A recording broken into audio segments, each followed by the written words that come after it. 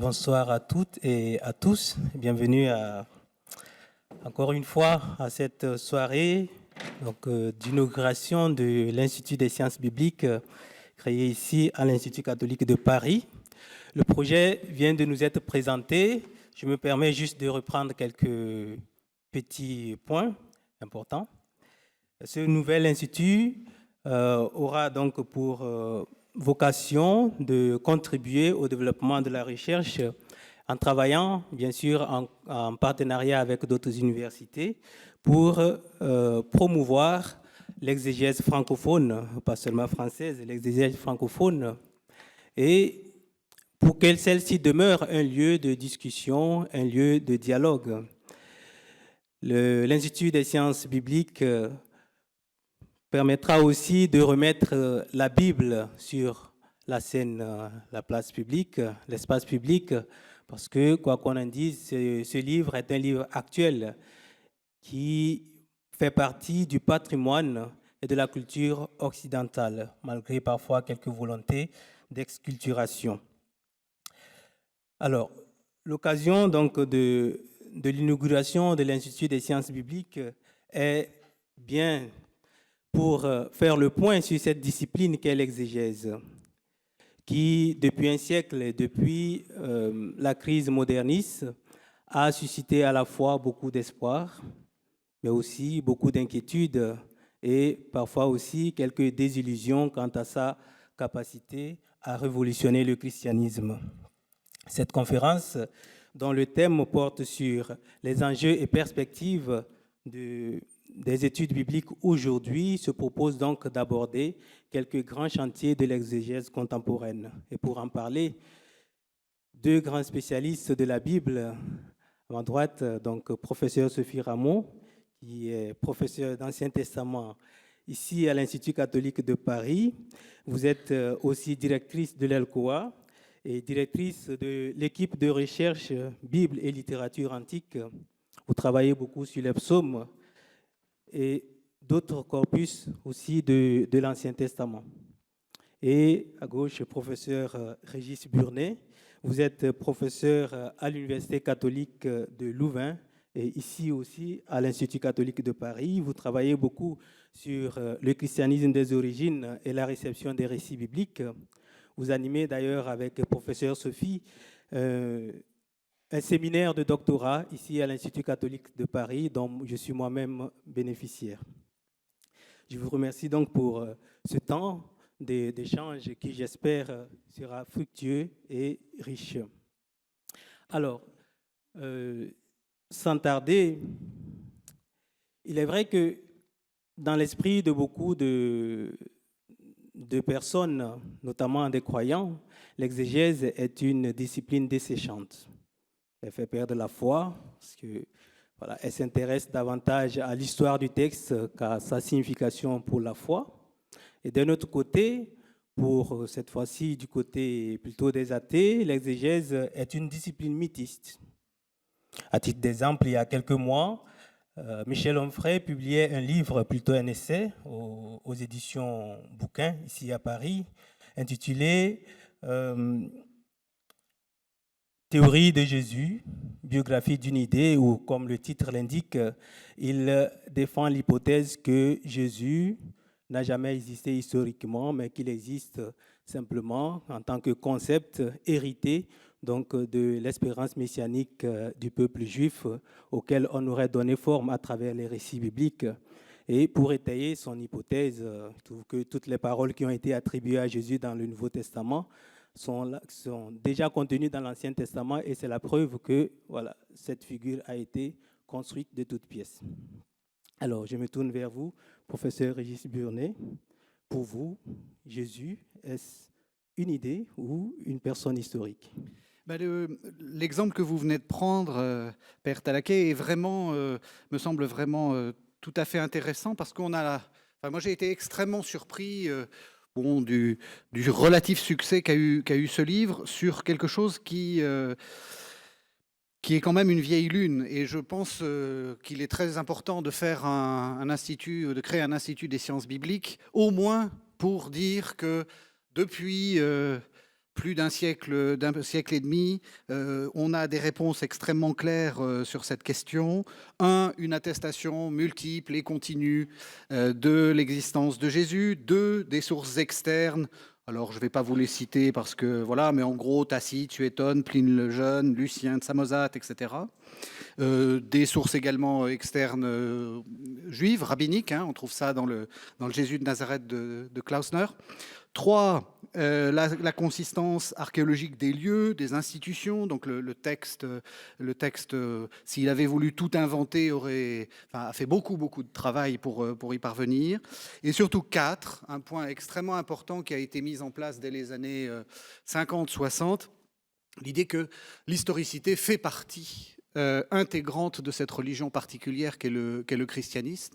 Et donc que l'historicité de l'évangélisation, c'est le cœur du message. Et donc, essayer de saper ce message par ce qui constitue justement son cœur, c'est se tromper de cible. Et donc, voilà, vive l'Institut des sciences bibliques, au moins pour rappeler ces évidences-là. J'espère qu'on ira un petit peu plus loin dans cet institut, mais au moins ça servira à ça. Je vous remercie pour votre réponse. Évidemment, plusieurs sources à la fois chrétiennes et non chrétiennes attestent de cette historicité de Jésus. Donc, ce n'est plus une question à poser. Peut-être le travail qu'il fallait faire est de faire la différence entre Jésus tel qu'il est mis en récit dans les récits bibliques, tel qu'il est raconté dans les récits bibliques, et Jésus tel qu'il a existé vraiment historiquement, ce qui n'apparaît pas évidemment clairement chez Michel Onfray, qui à mon avis participe à perpétuer cette tradition que nous avons héritée du siècle des Lumières, à savoir le culte de la raison. D'un autre côté, je pense que l'exégèse elle-même, notamment l'exégèse historico-critique, a participé à saper, en tout cas, la véracité, à mettre en cause la véracité du récit biblique d'histoire d'Israël tel qu'elle est racontée dans les récits bibliques. Et cette exégèse historico-critique qui émerge en tout cas du contexte du modernisme, bien sûr, et qui épouse effectivement les méthodes de ce contexte-là. Je me tourne maintenant vers vous, professeur Sophie Ramon. Comment est-ce qu'il faut se situer face à l'histoire d'Israël telle qu'elle est racontée par la Bible? Est-ce un mythe ou est-ce qu'il y a une partie de vérité? Oui, merci Paul Martin. Alors, c'est vrai que la conviction que l'histoire d'Israël, en tout cas telle qu'elle est rapportée dans la Bible, dans l'Ancien Testament, et l'histoire fiable du peuple d'Israël s'est fissurée progressivement sur deux fronts, on pourrait dire. Celui du développement de l'archéologie et des sciences modernes, des sciences historiques modernes, pourrait-on dire, et puis celui du déploiement de la critique littéraire et historique des textes, la méthode dite historico-critique d'autre part. Et les positionnements sur les rapports entre exégèse et archéologie, exégèse et histoire ont sans doute été tumultueux et pour une part le demeurent encore, comme on peut le voir de certains débats. Mais ce qui est clair, ce qui est devenu clair, je crois, c'est que chaque discipline doit avoir son autonomie, hein, et que chaque discipline doit dialoguer avec l'autre. Et le bénéfice de tout cela, et là c'est Jean-Louis Ska qui l'écrit, c'est que d'un côté, dit-il, l'exégèse peut davantage se concentrer sur le sens du texte sans devoir à tout prix lui trouver un point d'ancrage dans un événement historique précis. Elle sera plus attentive aux caractéristiques littéraires des textes et cherchera à identifier leur contexte culturel plutôt qu'à établir ce qui s'est vraiment passé. Et puis d'autre part, l'historien ne devra plus rendre compte à une théologie biblique qui craint de voir son édifice s'écrouler dès que l'historicité des récits est mise un tant soit peu en doute. Alors il faut quand même éviter tout fondamentalisme, à la fois dans la lecture des textes bibliques, c'est-à-dire il faut les interpréter, mais il faut aussi éviter une sorte de fondamentalisme scientiste qui consisterait à dire n'est vrai que ce qui peut être démontré par l'archéologie ou par des sources extra-bibliques. Donc ça, c'est la route à tenir, enfin la voie à tenir aujourd'hui, voilà, pour un positionnement un tant soit peu équilibré. Ce qui veut dire que malgré tout, bien, il faut prendre donc à la fois comme élément de recherche, quand on veut réfléchir à l'histoire de l'Israël ancien, il faut tenir compte de l'archéologie, des sources extra-bibliques, évidemment du texte biblique aussi, et puis tenir compte du fait que Israël a écrit sur son passé. Et ça, c'est un fait d'histoire aussi, hein. Avec la conscience que les textes de l'Ancien Testament n'ont pas été écrits pour informer sur l'histoire, mais plutôt, pourrait-on dire, pour former la conscience religieuse d'un peuple. Voilà. Ça n'exclut pas, évidemment, qu'il y ait des éléments historiques dans le texte, mais il faut prendre les récits pour ce qu'ils sont. Voilà. Je vous remercie pour cette réponse qui, voilà, à mon avis, est très intéressante, justement, parce que c'est la tentation, à mon avis. Je suis qu'un petit doctorant, donc face à des spécialistes, je pense que c'est la tentation, justement, de l'exégèse historico-critique de succomber à cette tentation du fondamentalisme scientiste, de vouloir tout prouver par l'histoire et par l'archéologie. Et il faut, comme vous le rappelez, les textes bibliques n'ont pas été écrits pour informer sur l'histoire, mais pour former la conscience, justement, la conscience religieuse d'un peuple et façonner son identité donc, devant son Dieu. Et cependant, une question me semble importante. Que faire donc des manuscrits qui existent, puisqu'il y a plusieurs manuscrits qui informent sur cette histoire et qui comportent aussi parfois des variantes assez conséquentes.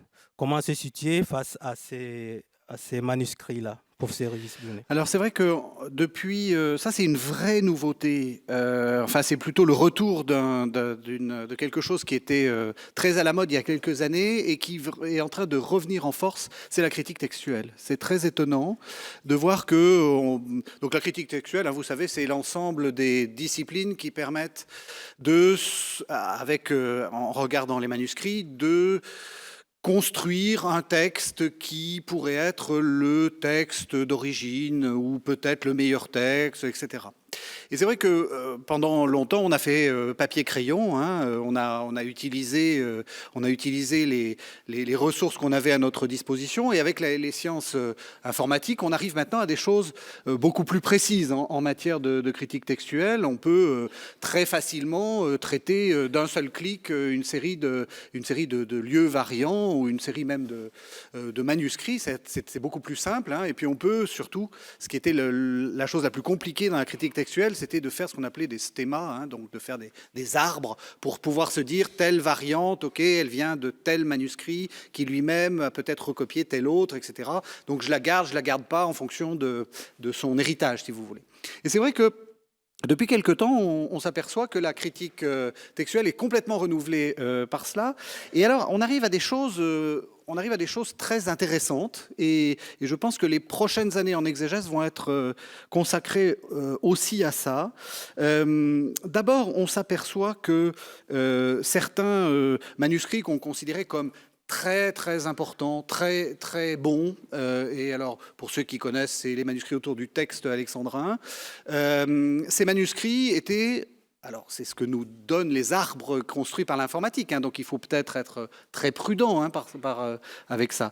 Ces manuscrits étaient peut-être moins importants qu'on l'a cru, et on voit remonter dans les apparats critiques, si vous voulez, des leçons qui viennent de textes beaucoup plus traditionnels, en particulier du texte byzantin. Et ça, vous le voyez en Nouveau Testament, dans les éditions successives du texte qui est établi par les Allemands à Münster, hein, le centre qui s'occupe de cela, qui fait le fameux Nestlé-Aland. Alors, ça c'est la première chose. La deuxième chose, qui est assez paradoxale, c'est que ce mouvement arrive au moment où on a renoncé à l'illusion de reconstruire le texte original. On est de plus en plus vers l'idée que on n'a pas une tradition originale, mais une multitude de traditions originales. Et ce que l'on sentait de manière un peu intuitive par justement le travail patient, papier-crayon, se confirme. avec les outils informatiques. On n'arrive pas à faire converger cette disparité, si vous voulez. Et puis, je trouve que ce qui est très intéressant en ce moment, c'est qu'on s'aperçoit que on est en train de faire une sorte de lien entre la critique textuelle, qui semblait être la chose la plus, la plus technique, peut-être la plus sèche, comme disait le père Paul Martin, la plus difficile et la moins théologique, d'une certaine façon. On est en train de faire le lien entre cette critique textuelle et en fait les questions théologiques. Pourquoi ? Parce qu'on s'aperçoit de plus en plus que lorsqu'il y a un lieu variant, c'est-à-dire que lorsqu'il y a un problème textuel, c'est qu'il y a un problème théologique derrière. C'est-à-dire que la variabilité textuelle est toujours un indice, est toujours l'indice que quelque chose doit être creusé. Alors j'ai pris un exemple tout bête, juste pour vous faire comprendre. Je ne vais pas en tirer, je ne vais pas vous faire un cours de critique textuelle. Jude 5. L'épître de Jude, très peu de versets, est bourré de problèmes textuels. Et un de ces problèmes textuels est le suivant, verset 5. « Je veux vous rappeler, bien que vous sachiez tout définitivement, que le Seigneur, après avoir sauvé son peuple du pays d'Égypte, a fait périr ceux qui s'étaient montrés incrédules. » Bon, là, on est dans quelque chose de très simple. Enfin, on voit bien que Jude rappelle... Bon. En fait, une leçon est en train de remonter, justement toujours avec ces... Je dis remonter, c'est pas très scientifique de manière de parler, mais ça est en train de devenir de plus en plus importante.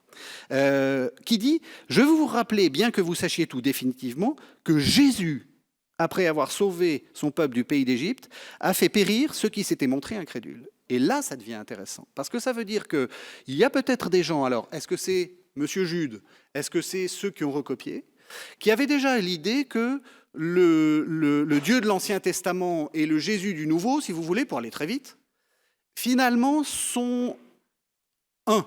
Et le père Holzer, tout à l'heure, parlait de la Trinité. On voit bien que là, on est dans quelque chose qui nous montre qu'il y a eu au moins une réflexion sur le fait que Jésus était aussi aux commandes, peut-être, des événements de la sortie d'Égypte. On en tire les conséquences qu'on en veut, peu importe. Mais voyez comment, quand on se met à regarder dans le détail du texte, en fait, on tombe sur des difficultés non pas simplement arides, de savoir si je mets tel cas après telle préposition, mais sur des questions vraiment théologiques. Et je crois que ça va être ça l'avenir de la discipline. Je vous remercie. Peut-être, professeur Sophie, dire un peu quel peut être monsieur Régis Burnet venait d'en parler, de parler de problèmes théologiques qui se posent. Et peut-être quel est pour vous le but de la critique textuelle ? Je pense que pour l'Ancien Testament, ce que vient de dire Régis Burnet se confirme. On pourrait dire la même chose à peu près. C'est-à-dire que comme on n'a que des copies de copies, forcément, il peut y avoir des variantes entre des manuscrits, que ces manuscrits soient en hébreu, qu'ils soient en grec, ou qu'ils soient en araméen, en syriaque, en latin. Bon, donc le but de la critique textuelle, ça va être de regarder, de comparer les manuscrits et d'essayer d'évaluer les variantes. Ça, c'est le but principal, c'est cette étude de la transmission du texte, finalement. C'est l'étude principale de la critique textuelle. Et selon certains chercheurs, il y aurait pour l'Ancien Testament environ 10% du texte qui ferait l'objet de questionnements. Bon. En tout cas, c'est Innocent Ibaza qui dit ça. Sinon, ça dit ça. Ça peut se croire. Et donc, la tâche de la critique textuelle peut être, en tout cas, elle est pour une bonne part comprise comme telle, de reconstituer le texte le plus ancien que l'on puisse déduire à partir de ce qui est repéré comme altération secondaire. C'est-à-dire qu'au fond, on va essayer de reconstituer l'archétype, c'est-à-dire l'ancêtre commun aux différentes familles de témoins. Parce qu'en fait, il faut faire le deuil du texte originel. Celui-là, bon, on l'a pas. Et ceci dit, comme le disait Régis, la critique textuelle peut aussi s'intéresser à la manière dont un texte a évolué au fil du temps et regarder ces évolutions comme un reflet de l'histoire de l'interprétation du texte. Alors, si on reste avec la sortie d'Égypte, puisque c'est un exemple que tu as pris dans Jude, je crois, si on regarde par exemple dans le psaume 81, verset 6, les psaumes, c'est ce que je travaille le plus, alors forcément mes exemples vont là. Mais donc dans le psaume 81, verset 6, il est écrit que quand il sortit contre le pays d'Égypte, alors c'est assez bizarre comme phrase, on peut supposer que c'est Dieu, si on voit le début du verset, ça peut se discuter, mais logiquement c'est Dieu qui est le sujet jusque-là, quand il sortit contre le pays d'Égypte. Et c'est la préposition contre qui évidemment est assez curieuse. Et si on regarde ce qui se trouve dans la version grecque ou la version syriaque ou la version latine, on voit qu'il ne s'agit pas de sortir contre, mais de sortir d'Égypte, ce qui est évidemment beaucoup plus familier, beaucoup plus simple. Mais du coup, ça pose la question comment interpréter cela, d'autant plus que la version grecque, la Septante et la Vulgate font de Joseph le sujet du verbe sortir. Donc c'est Joseph qui sort d'Égypte. Bref, en tout cas, il semblerait que du côté du texte hébreu, on a plutôt la représentation d'un dieu guerrier qui sort contre l'Égypte, et on voit bien que la Septante et la Vulgate n'ont pas cette dimension guerrière et font donc du sujet du verbe sortir Joseph, ce qui change évidemment la teneur du texte. Je vous remercie, mais est-ce que vous ne craignez pas que ces techniques à la fois informatiques, de critique textuelle, la recherche du texte ancien ou de l'évolution du texte réduisent la démarche exégétique quelque part à une démarche purement mécanique où on s'attache à rechercher simplement les strates de l'évolution d'un texte? Et quelle est finalement la place, puisque Saint Paul le dit haut et fort dans la deuxième épître à Timothée, toute l'écriture est inspirée de Dieu, est inspirée par Dieu. Quelle est la place de l'inspiration dans une telle démarche de critique textuelle? Voilà, donc petit sujet simple, la question de l'inspiration. Merci beaucoup, Paul Martin. Moi, ce que je dirais, c'est qu'il faut abandonner une définition qui soit trop étroite de l'inspiration, ou trop restrictive de l'inspiration. Et en fait, c'est tout au long du processus de formation, en tout cas c'est comme ça que je le comprends, c'est tout au long du processus de formation de la Bible que joue l'inspiration. Les auteurs des textes bibliques, mais aussi les rédacteurs successifs, ceux qui ont relu et repris les textes, qui les ont actualisés, les compilateurs, les éditeurs, etc., les traducteurs aussi. Et Richard Simon écrivait déjà dans son temps « Les auteurs des additions ou changements ont été de véritables prophètes dirigés par l'Esprit de Dieu. C'est pourquoi les changements qu'ils ont pu introduire dans les anciens actes auront la même autorité que le reste du texte de la Bible. » Voilà, donc aussi la traduction et les éditions. Alors, je vais prendre un exemple, c'est toujours plus facile à partir d'exemples, mais évidemment, je prends un exemple qui est un peu poussé, presque un peu caricatural, si vous voulez. C'est l'exemple de Job 19, versets 25-26. Ça ne vous dit rien du tout, sauf que les pasteurs qui sont ici dans la salle savent que c'est un texte qui est utilisé pour les funérailles, quelquefois, n'est-ce pas? Alors, c'est un texte qui est assez obscur en hébreu, ça c'est vraiment le casse-tête à traduire. Et ce texte évoque le défenseur, donc le Goël de Job, qui vivra le dernier et sur la poussière se dressera. Alors avec ça, on est bien renseigné, c'est assez compliqué. Et Job semble espérer que son Goël donc, va se manifester au moins au moment de sa mort, quand il s'étendra dans la poussière. Bon. Et la question, c'est de savoir qui est le Goël. Alors, il y a plusieurs hypothèses qui sont faites, mais il n'est pas du tout évident que le Goël soit Dieu. Dans le texte, en tout cas en hébreu. À mon avis, ce n'est pas possible. Mais bon, ça, d'autres sont d'un avis contraire. Si on regarde la version grecque, donc la Septante, celui qui est nommé, c'est celui qui est éternel, celui qui doit délivrer Job sur la terre. Voilà, c'est déjà un peu plus simple. Il est éternel, il doit délivrer Job sur la terre. Et dans la Septante, il est visiblement question de ce qui touche aux épreuves corporelles de Job, qui donc va être délivré par Dieu. Dieu ne va pas le laisser à son adversité.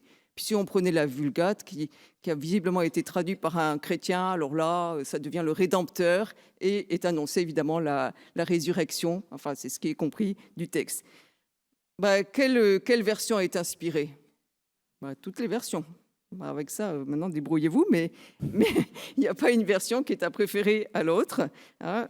C'est donc tout le processus entier de formation et de composition du texte biblique qui est inspiré, hein, c'est-à-dire toutes les étapes de sa réalisation, de sa production, de sa réécriture, de ses traductions, etc.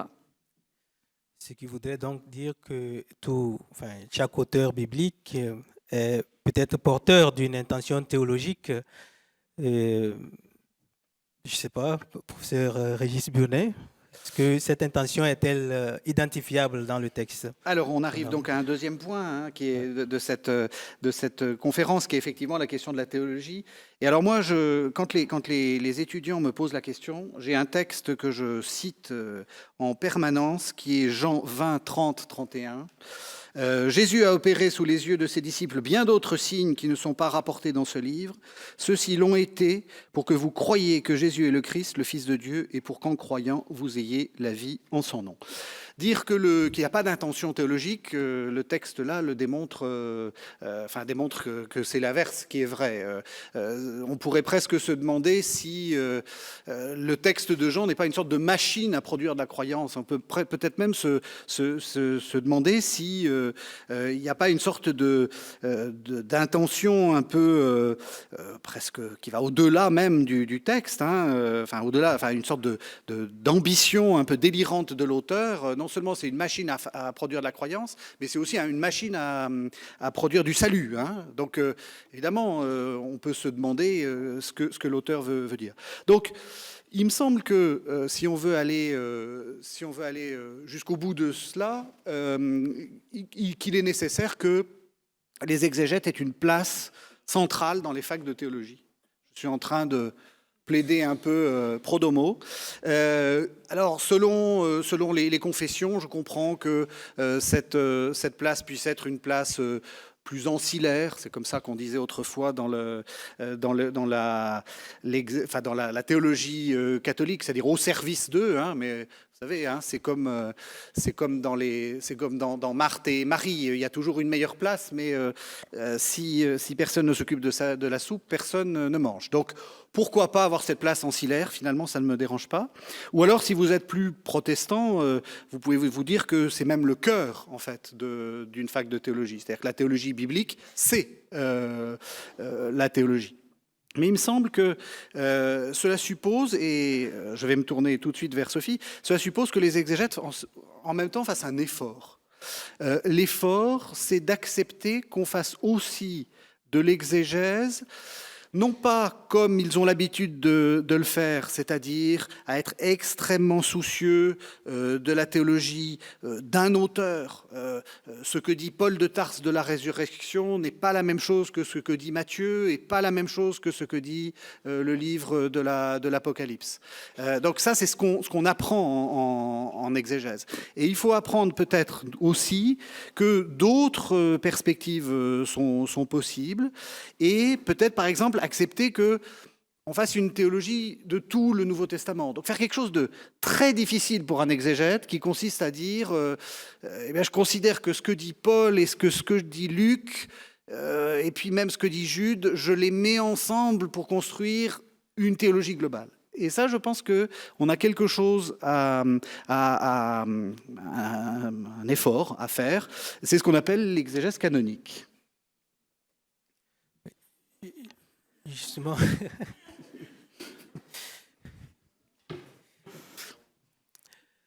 Justement, la question de l'exégèse canonique ou de la méthode, en tout cas, par laquelle on pourrait mettre plus en avant cette théologie de la Bible est très discutée, il me semble.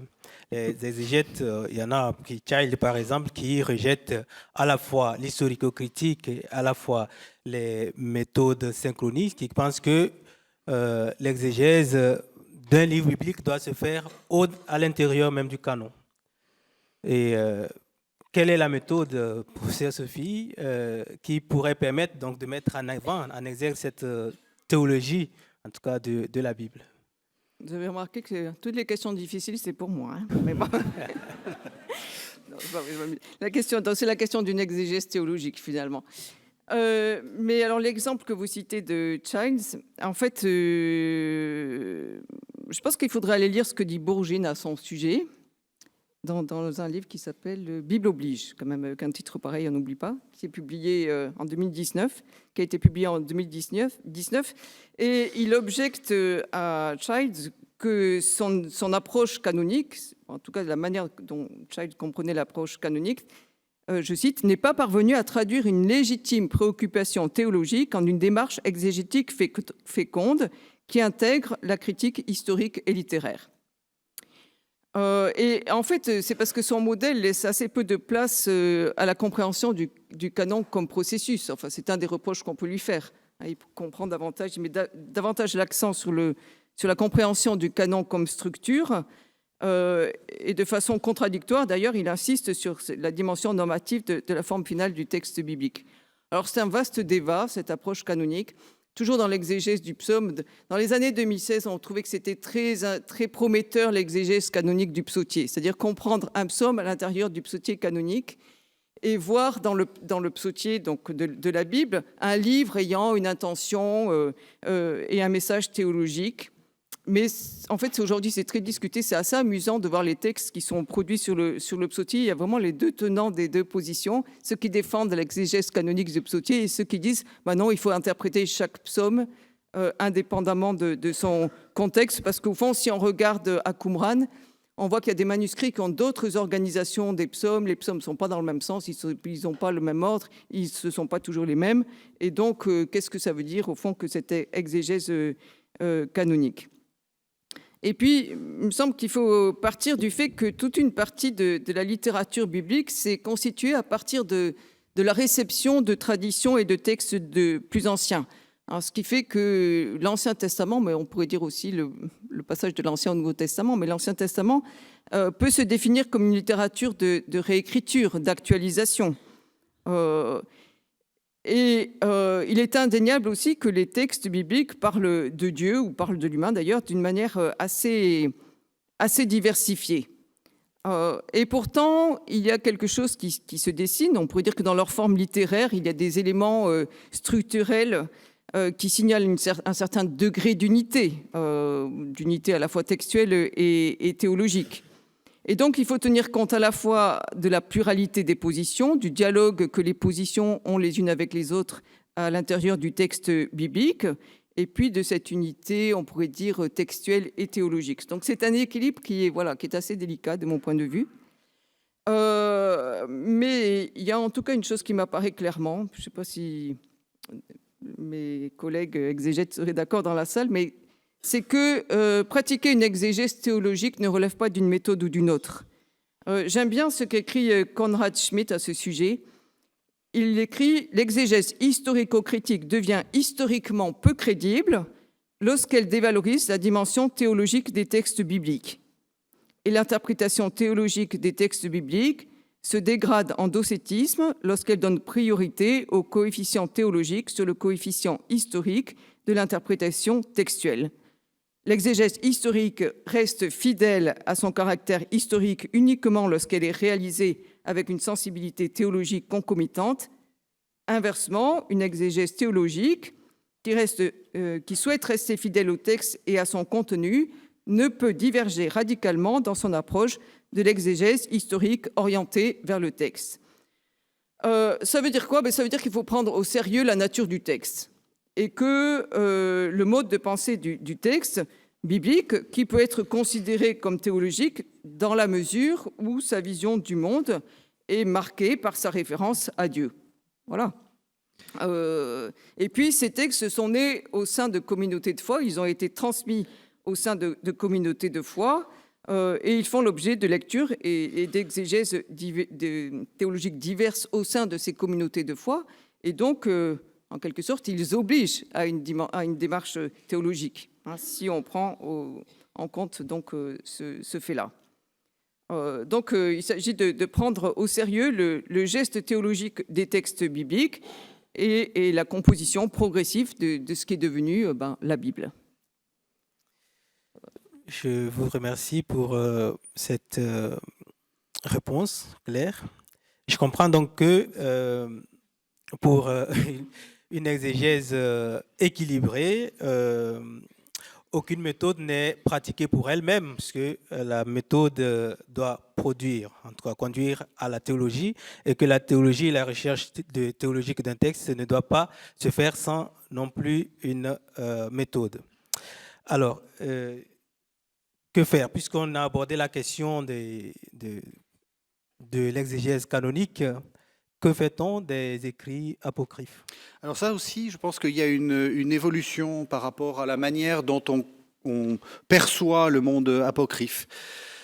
D'abord, il faut renoncer à un mythe qui serait de dire qu'il y a un monde apocryphe contre le monde canonique, c'est-à-dire qu'il y aurait une sorte de de vérité cachée, un peu complotiste, qui se trouve dans les écrits apocryphes, qui aurait comme vertu finalement ou de nous guérir du canonique ou de nous révéler des choses qu'on a voulu nous cacher.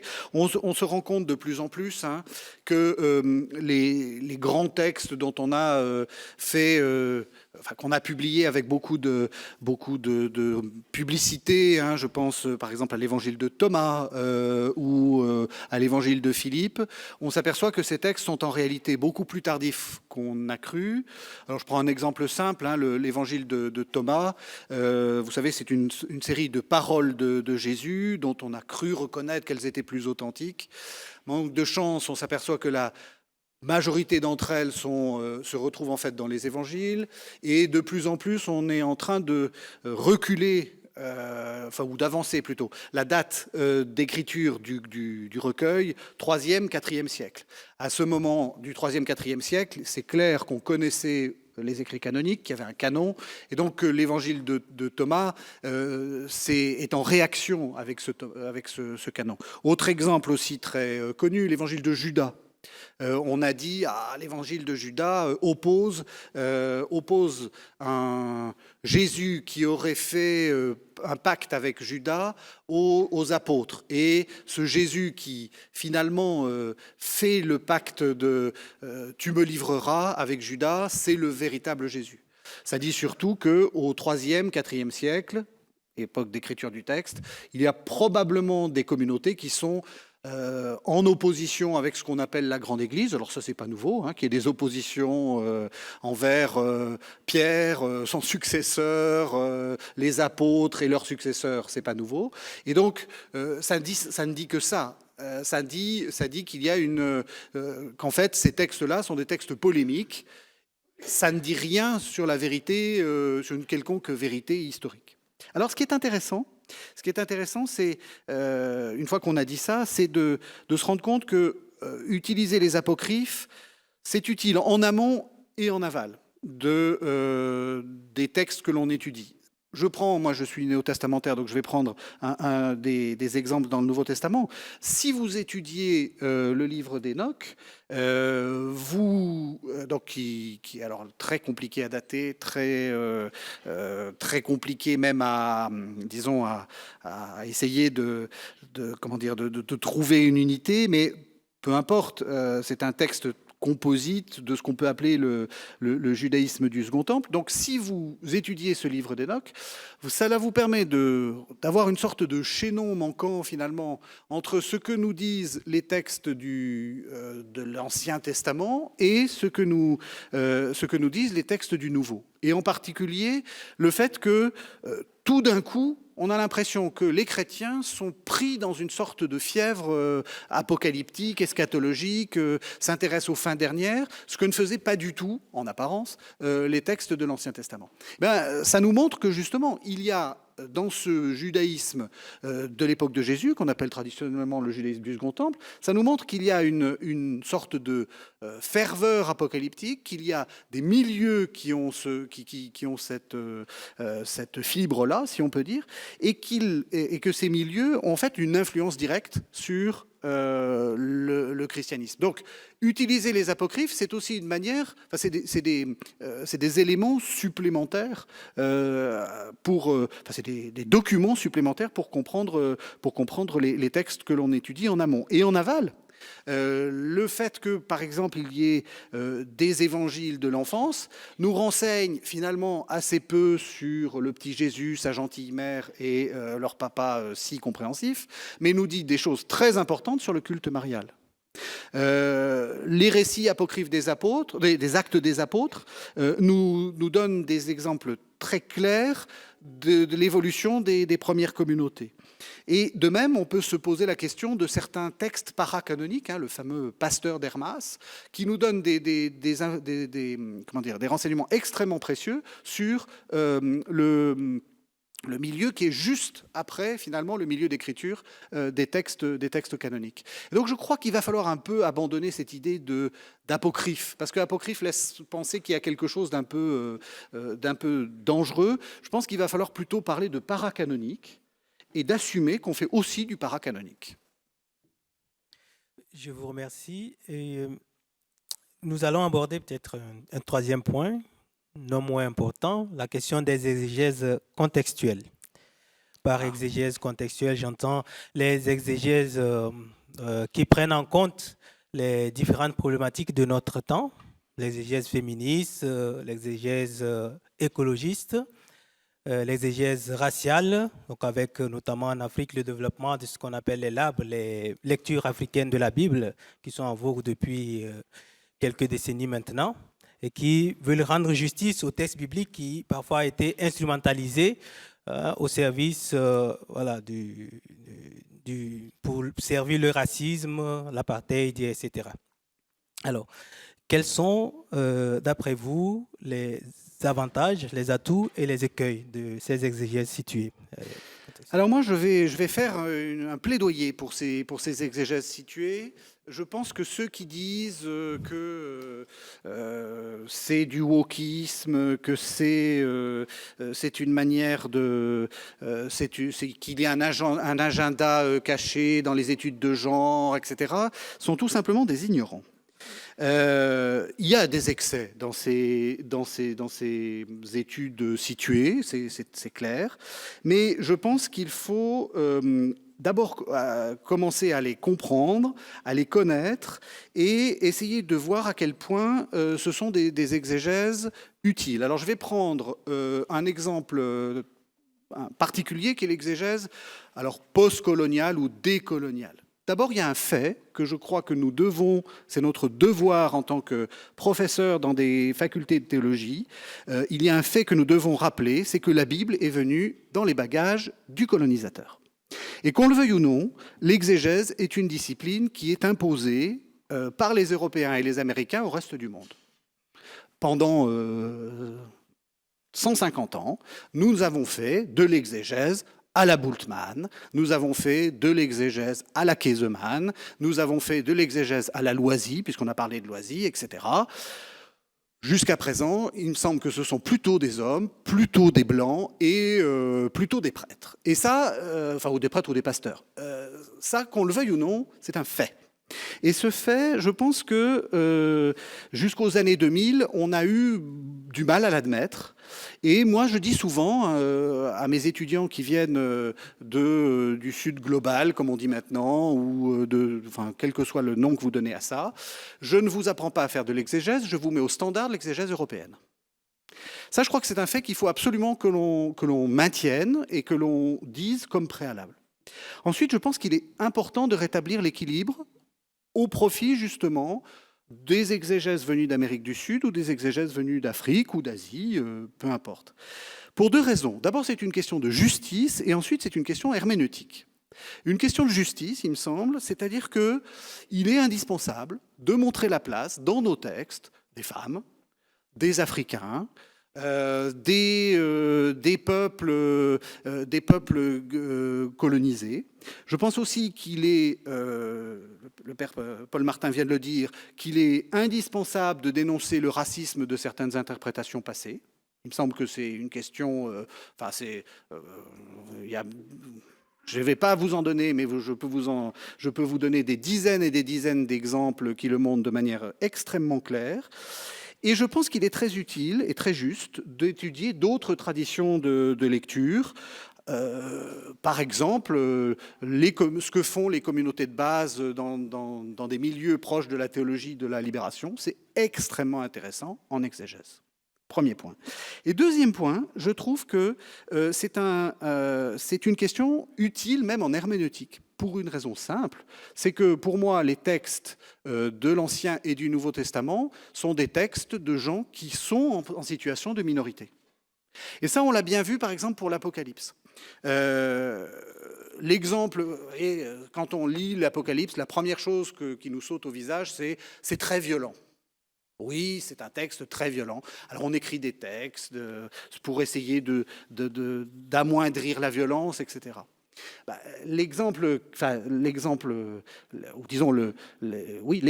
des luttes coloniales, décoloniales ou post-coloniales nous montre quand même de manière claire que quand on est dans une situation où on doit résister à un empire, il faut donner du sens à sa souffrance. Et on a tendance à plutôt souhaiter la fin de l'empire qui nous domine qu'une sorte de traité de paix doucereux en disant tendons la joue gauche, tout ira mieux par après.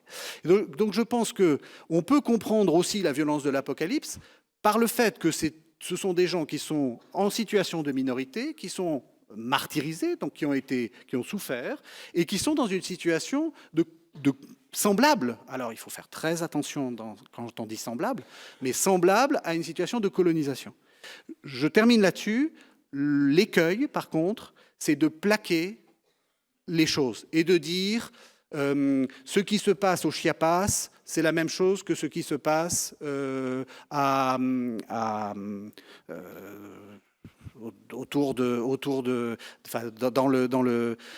en Asie mineure, au moment où le voyant de l'Apocalypse écrit. Là, on n'est pas honnête.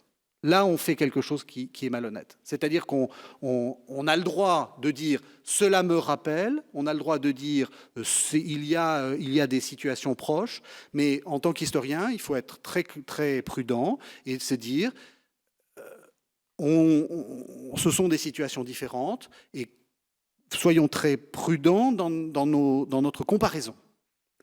Mais je pense que ça fait partie, je l'ai dit, à la fois d'une question de justice et d'une question herméneutique. Je vous remercie. Peut-être, professeur Sophie, allez-vous réagir?